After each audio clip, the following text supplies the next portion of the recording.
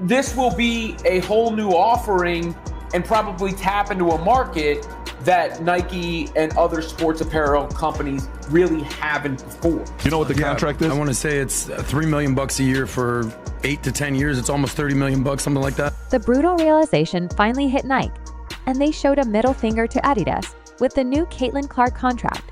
But the biggest shocker here is that Nike is not only locking down Clark with a revised deal, but they're also suing Adidas for trying to sneak in and mess with their contract.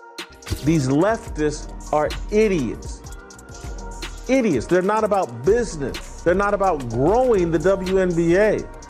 They're about diversity, equity, and inclusion.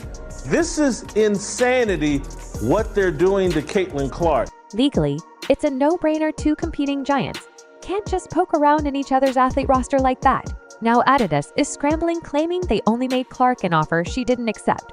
But let's be real, they're up against Nike, the biggest name in the game. However, I will say that Caitlin Clark has created more buzz around the basketball landscape and has actually transformed and revived a league that was the WNBA, and she is getting paid a measly $28 million for 8 years as opposed to Wemby's 100. Watching this battle unfold is oddly satisfying because in the end, Nike wasn't dumb enough to let their golden goose slip away. And let's not forget how the internet roasted Nike for almost dropping the ball. In the first place, it's been an entertaining mess all around. WNBA season, it was announced that Caitlin Clark signed a massive endorsement deal with Nike. This deal was for 8 years, $28 million with a signature sneaker included. Now, at the time, a lot of us were, man, I almost feel bad for Adidas. All they tried to do was scoop up what Nike straight up forgot about. And honestly, they nearly pulled it off. This wasn't some random gossip you see flying around Twitter. Either it was the real deal, and it came with some serious heat Adidas through. Everything they had at Caitlin Clark, like they were trying to stage a sneaker coup, or something. People were shook, because this wasn't just a casual deal, it was a full-blown takeover attempt. Adidas wasn't playing nice, they saw the chance and went for it while Nike was caught napping.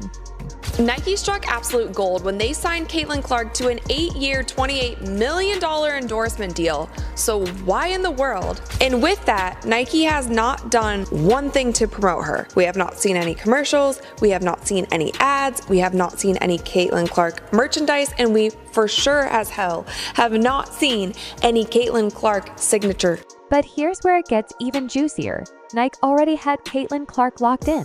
But instead of treating her like the basketball goddess she is, they managed to mess it all up.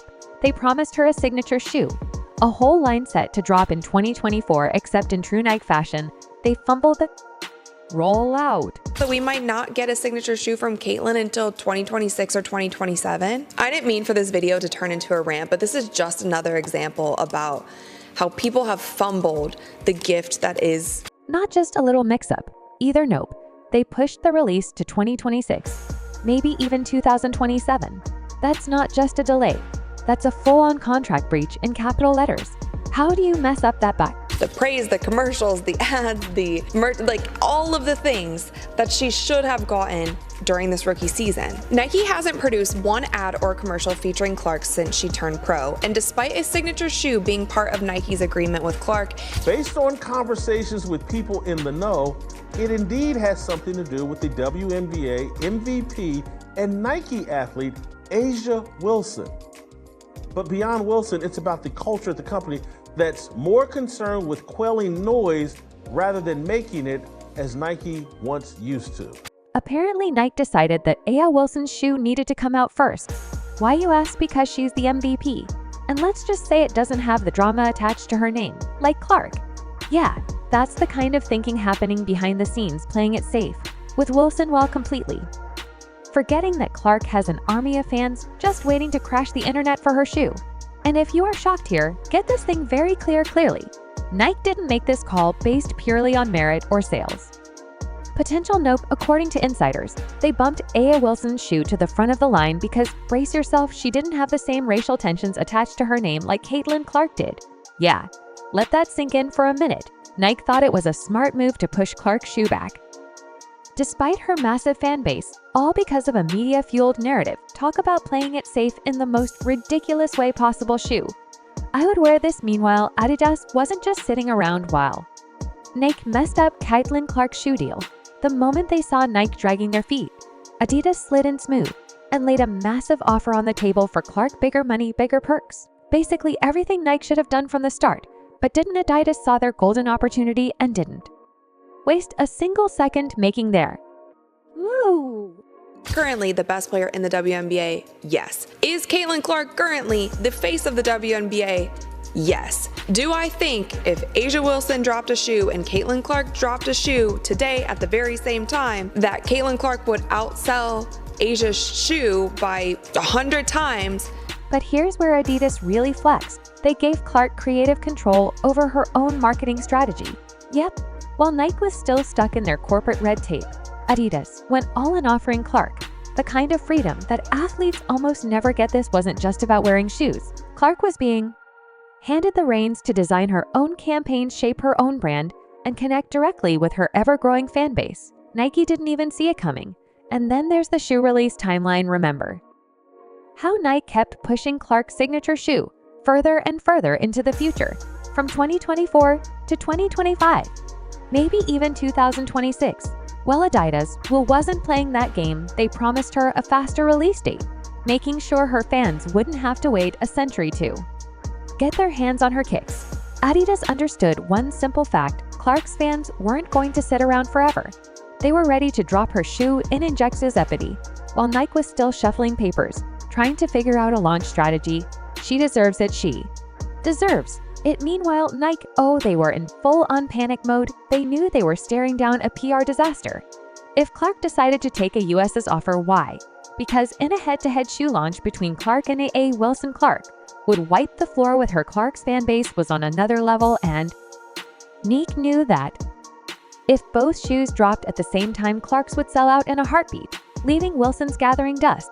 Nike couldn't afford to let that happen, and suddenly they were scrambling to save. What did Nike do? They went into full damage control mode, trying desperately to revive the original contract they'd neglected. After months of pushing Clark to the sidelines, now they were trying to bring her shoe launch back on track for a 2024 release, the same date they promised her originally, but then bailed on. Suddenly they were all in on getting her shoe to market as fast as possible, because they knew if they lost her to Adidas, it would be a disaster for them.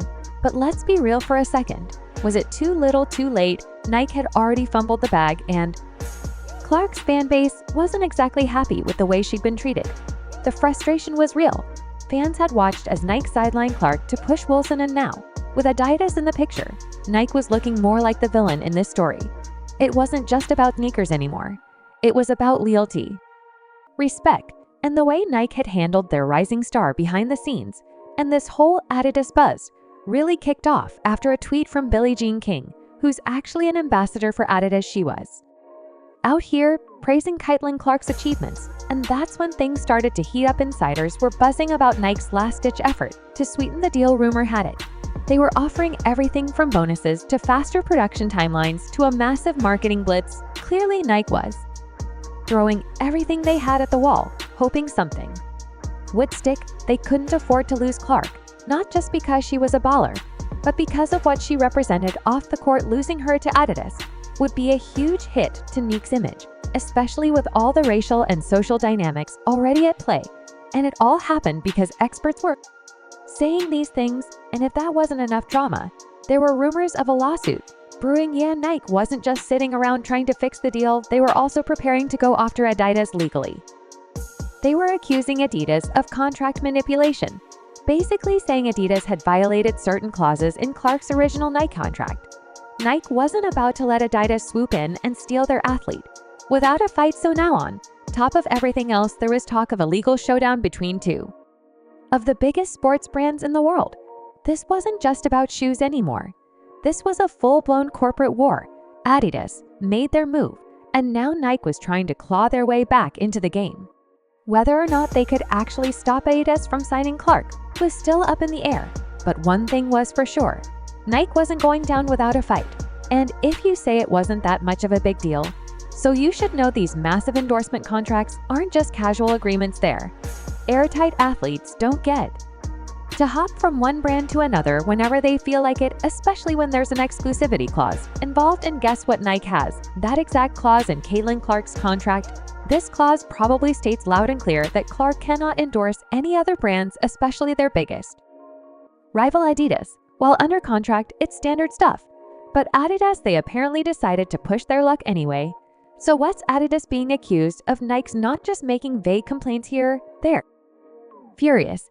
And they have reason to be. Rumor has it Adidas has been working behind the scenes, trying to sweet-talk Clark into thinking she deserves more than Nike is offering. Some whispers even suggest Adidas may have thrown in a few extra perks under the table to lure her over. Sure, the sportswear game is cutthroat, but this time Nike says Adidas crossed a line, that exclusivity clause in Clark's original Nike contract.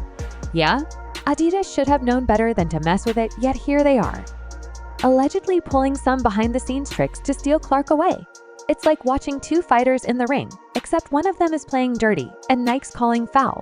But we're way past rumors. Now sources say Nike's legal team is already in full swing prepping for a lawsuit against Adidas. They're accusing them of contract tampering, and if that sounds like a big deal, it's because it is. If Nike proves this in court, it could shake up not just the sports industry, but the entire endorsement world. Imagine two of the biggest brands going to court over one of the hottest athletes in basketball. It's about to get real, and Caitlin Clark is smack in the middle of it.